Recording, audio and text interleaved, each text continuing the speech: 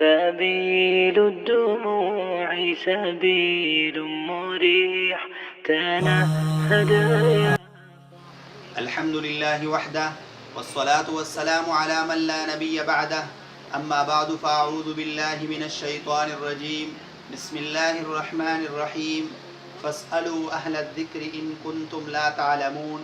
اللہ تعالیٰ کا فرمان ہے اگر تمہیں کسی بات کا علم نہ ہو تو وہ بات اہل علم سے پوچھ لو۔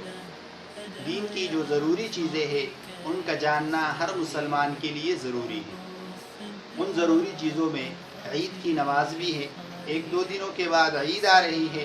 بڑی تعداد میں مسلمان عید کی نماز میں شرکت کرتے ہیں اور ہر ایک کی خواہش ہوتی ہے کہ وہ عید کی نماز پڑھ لیں۔ عید کی نماز پڑھنے سے پہلے آپ عید کی نماز کا جو طریقہ ہے وہ ضرور سیکھ لیں، کیونکہ عید سال میں 2 مرتبہ آتی ہے۔ عید کی نماز بھی سال میں 2 مرتبہ ہوتی ہے، اور عید کی نماز کا جو طریقہ ہے اکثر لوگ وہ طریقہ بھول جاتے ہیں۔ تو عید کی نماز میں جانے سے پہلے آپ عید کی نماز کا جو طریقہ ہے وہ ضرور سیکھ لیں تاکہ عید گاہ میں آپ کو پریشانی نہ ہو۔ تو عید کی نماز کا جو طریقہ ہے وہ انتہائی آسان ہے۔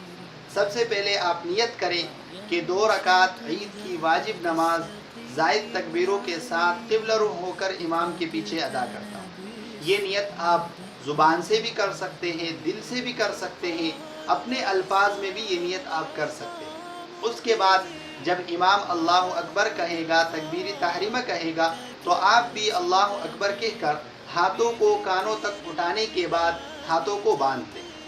اس کے بعد ثنا پڑھے، سبحانک اللہم سے ولا الہ غیرک تک پڑھے۔ پھر امام دوبارہ اللہ اکبر کہے گا تو اس دفعہ آپ نے ہاتھوں کو اٹھا کر پھر ہاتھوں کو چھوڑنا ہے، ہاتھوں کو باندھنا نہیں۔ دوسری مرتبہ پھر امام اللہ اکبر کہے گا تو آپ نے پھر ہاتھوں کو اٹھا کر ان ہاتھوں کو چھوڑنا ہے۔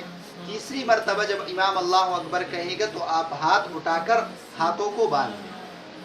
اس کے بعد امام قرات کرے گا اور مقتدی خاموشی سے سنے گا، جیسا کہ عام نمازوں میں ہوتا ہے۔ امام قرات کرنے کے بعد رکوع سجدہ کرے گا۔ دوسری رکعت کے لیے جب امام اٹھے گا تو قرات کے بعد امام یعنی سورہ فاتحہ اور سورت پڑھنے کے بعد امام تکبیر کہے گا، اللہ اکبر کہے گا۔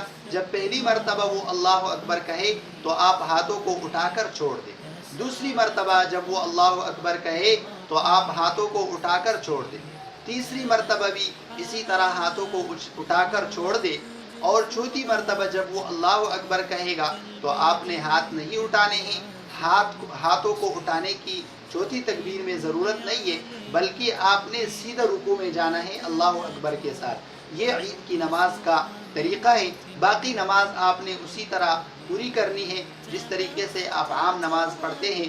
اس میں جو تکبیرات ہے، پہلی رکعت میں سب سے پہلی جو تکبیر یعنی تکبیر تحریمہ ہے، اس کے بعد آپ نے ہاتھ باندھنا ہے، اور چوتھی تکبیر پہلی رکعت میں جو ہوتی ہے اس میں آپ نے ہاتھ باندھنا ہے۔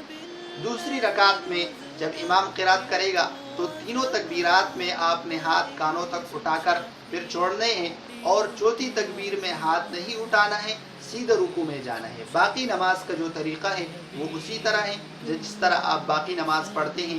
تو یہ طریقہ عید سے پہلے آپ ضرور سیکھ لیں۔ عید کے بعد امام خطبہ پڑھے گا، خطبہ سننا ضروری ہے، اور اس کے بعد عید کی جو نماز ہے وہ ختم ہو جاتی ہے، عید کی نماز پوری ہو جاتی ہے۔ تو عید کی نماز کا جو طریقہ ہے وہ عیدگاہ میں جانے سے پہلے آپ ضرور سیکھ لیں تاکہ عیدگاہ میں آپ کو پریشانی نہ ہو، آپ دوسروں کو نہ دیکھیں کہ یہ آدمی ہاتھ چھوڑ رہا ہے یا ہاتھ باندھ رہا ہے۔ اور جس طریقے سے نماز کا طریقہ سیکھنا ضروری ہے، اس طریقے سے عید کی نماز کا جو طریقہ ہے وہ بھی سیکھنا ضروری ہے۔ يسعك الفضاء الرحيم الفسيح